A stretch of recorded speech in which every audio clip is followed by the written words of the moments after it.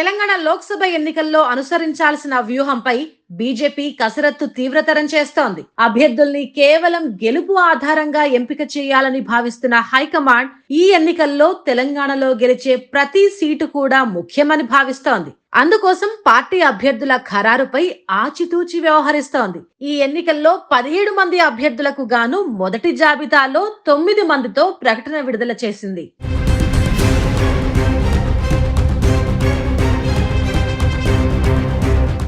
Telangana BJP MP అభ్యర్థులు దాదాపుగా ఖరారవుతున్నట్లు తెలుస్తోంది. ప్రస్తుతం 9 మంది అభ్యర్థులతో బీజేపీ హైకమాండ్ తొలి జాబితా విడుదల చేయబోతోంది. ఆదిలాబాద్ సోయం బాపురావు, నిజామాబాద్ ధర్మపురి అరవింద్, కరీంనగర్ బండి సంజయ్, సికింద్రాబాద్ కిషన్ రెడ్డి, మల్కాజ్గిరి ఈటల రాజేందర్, చేవెళ్ల కొండ విశ్వేశ్వర్ రెడ్డి, భువనగిరి బూర నరసయ్య గౌడ్, మెదక్ రఘునందన్ రావు, మహబూబ్ నగర్ నుంచి డీకే అరుణకు ఛాన్స్ దాదాపుగా ఖాయమని తెలుస్తోంది. వచ్చే ఎన్నికల్లో 10 లోక్సభ స్థానాల్లో విజయం సాధించాలన్న లక్ష్యంతో అడుగులేస్తున్న బీజేపీ అందుకు తగినట్టుగా కసరత్తు చేస్తోంది.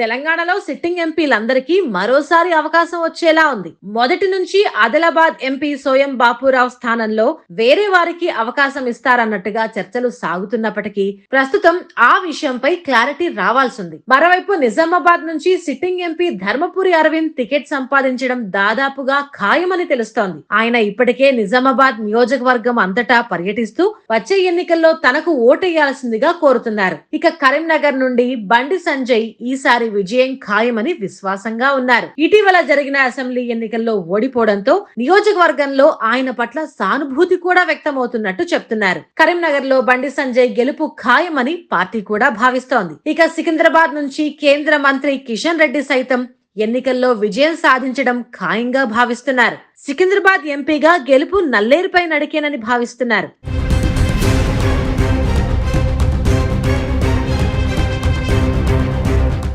ఇక మొదటిసారి లోక్సభకు బీజేపీ అగ్రనేత ఈటల రాజేందర్ సైతం పోరాడుతున్నారు. ఆయనకు మల్కాజ్గిరి పార్లమెంట్ స్థానాన్ని పార్టీ కన్ఫర్మ్ చేసినట్లు తెలుస్తోంది. కేసీఆర్ అహంకారంపై తిరుగుబాటు చేసి తెలంగాణలో తొలిసారి ప్రజలకు ప్రజాస్వామ్య భావనను కలిగించిన ఈటల ఈసారి గ్రేటర్ హైదరాబాద్ పరిధిలోని మల్కాజ్గిరి నుంచి బరిలో దిగబోతున్నారు. ఆయన ఈ ఎన్నికల్లో దేశంలోనే అత్యంత ప్రతిష్టాత్మకమైన నియోజకవర్గంగా ఉన్న మల్కాజ్గిరిలో సుమారు 36 లక్షల మంది ఓటర్లు ఉన్నారు. అటు ఆంధ్ర ఇటు తెలంగాణ ప్రజలు పెద్ద ఎత్తున ఈ నియోజకవర్గంలో స్థిర నివాసం ఏర్పాటు చేసుకున్నారు. మొదటి నుంచి బీజేపీకి సానుకూలంగా ఉన్న ఈ నియోజకవర్గంలో ఈసారి ఈటల రాక కోసం స్థానికులు ఎదురు చూస్తున్నారు.